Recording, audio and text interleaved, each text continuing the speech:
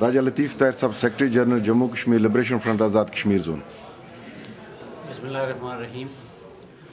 11 فروری کا دن ہے اور آج کا یہ دن ہر سال آتا ہے اور گزر جاتا ہے۔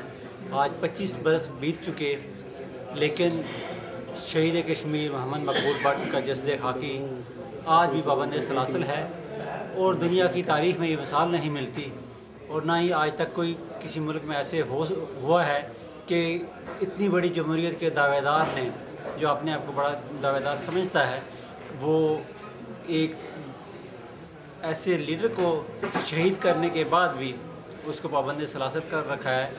اسے یہ خطرہ ہے کہ کہیں یہ مزار نہ بنا لیں، کہیں یہ تحریک جو ہے اس کو ایک نیا روپ نہ دے دیں۔ تو میں سمجھتا ہوں کہ اور آج یہ مطالبہ کرتا ہوں آج کے دن کے حوالے سے کہ شہید کشمیر محمد مقبول بٹ کے جسد خاکی کو کشمیریوں کے حوالے کیا جائے، تاکہ ان کو مزار شہداء میں جائے مختص پر جو ان کو سپرد خاک کیا جا سکے۔